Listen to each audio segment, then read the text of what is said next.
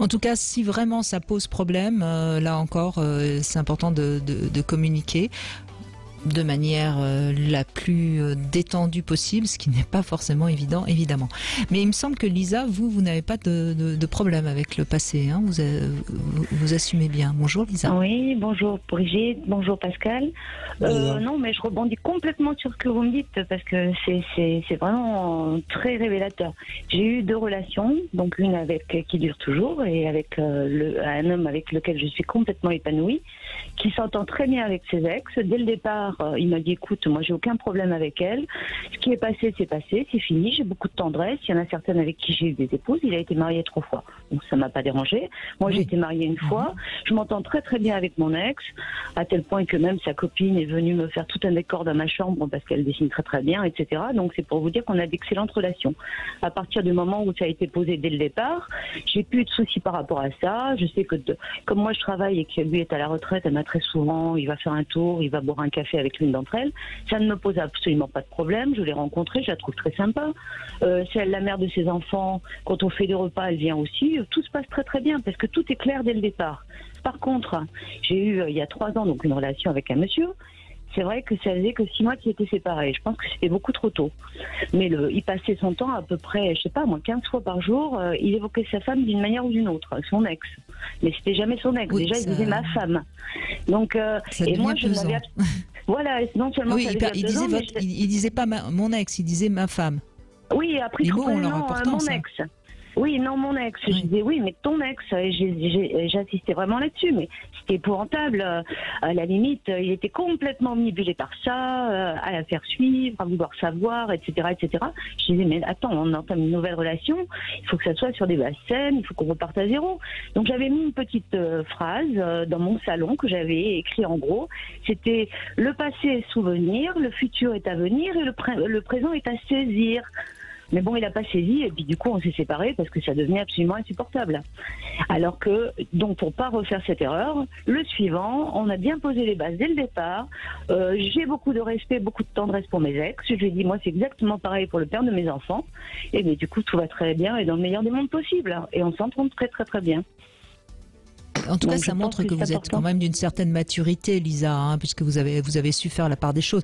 Il est évident que votre ex, dont vous venez de parler, n'avait pas encore terminé réellement sa relation. Elle était encore très présente, et donc elle était un peu entre vous, quoi. On faisait un ménage à 3, j'avais vraiment cette impression-là. Et alors, ce qui était paradoxal, c'est qu'il supportait absolument pas que j'évoque, moi, mon passé. Et il se rendait pas compte que 15 fois par jour, il m'assénait et des souvenirs, et des remarques, et des commentaires.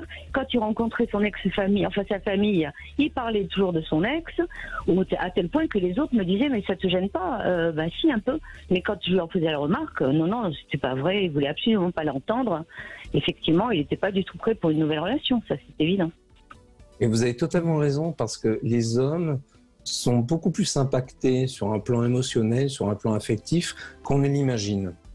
Alors, il y a les termes, il y a la terminologie, voilà, mon ex, ma femme, etc., qui sont édifiants et qui permettent effectivement de mesurer encore une sorte de qualité émotionnelle dans une relation précédente. Mais ça vous empêche effectivement de vous construire à ce moment-là. Et là, effectivement, vous l'avez identifié, bon, ça complexifie les choses. C'est un peu complexe. Il faut faire le deuil, c'est ce dont je parlais précédemment.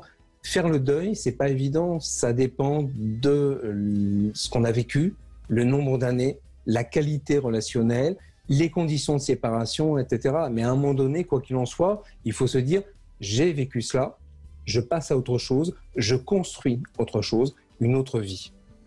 Oui, et d'ailleurs j'ai une anecdote parce que moi j'avais eu un autre monsieur avant qui se prénommait Alain.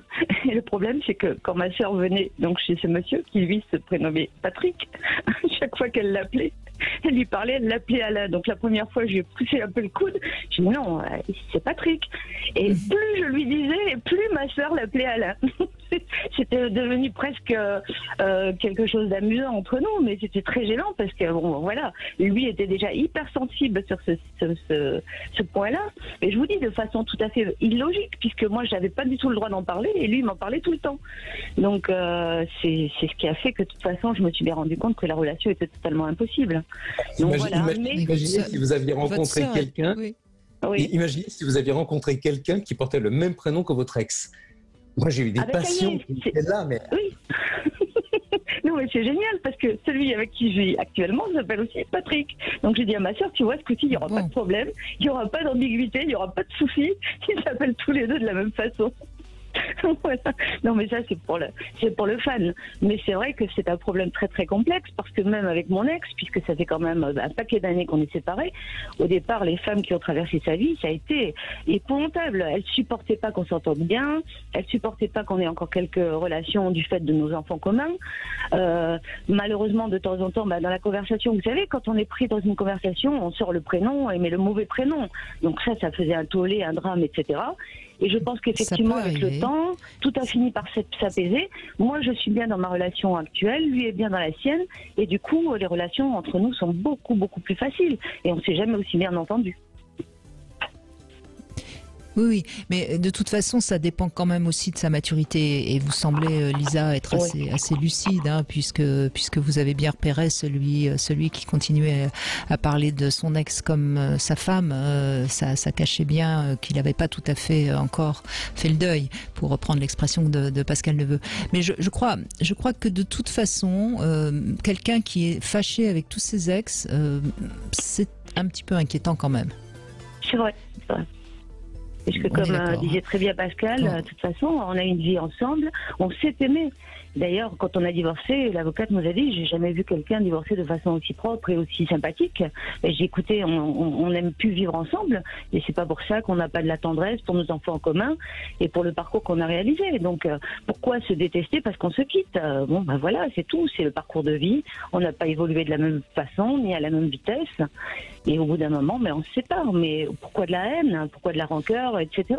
Souvent, quand il y a de la haine, c'est parce qu'il y a un amour qui n'a pas su s'éteindre gentiment. Hein. La haine, c'est plus proche de l'amour que l'indifférence. Hein. C'est vrai. Après, c'est des tempéraments qui sont.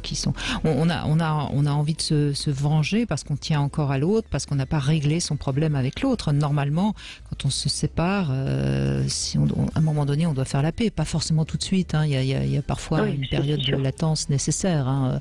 Je conseille même parfois de ne pas trop revoir tout de suite son ex, le temps de justement d'arriver à de digérer les choses. Il y a une chanson d'Aznavour d'ailleurs qui traite effectivement de ce sujet. Pourquoi se déchirer? Parce que les enfants, quoi qu'il en soit, s'il y en a, ils en pâtissent énormément. Et quoi qu'il en soit, en plus, ça ne nous grandit pas en tant qu'adultes. Il faut savoir passer à autre chose. Oui, et puis quand les enfants sont au milieu, c'est terrible. Terrible. Parce qu'ils sont encartelés, parce qu'ils sont un objet malheureusement de conflits financiers, etc. au niveau du divorce. C'est très compliqué. C'est vrai. Donc au moins pour les enfants, faire un effort et puis essayer de se séparer proprement, je dirais, proprement. Quand c'est possible. En tout cas, merci de votre témoignage, Lisa, et bravo pour cette grande sagesse, parce que c'est pas si fréquent que ça. Je vous l'assure, merci je l'entends tous les jours.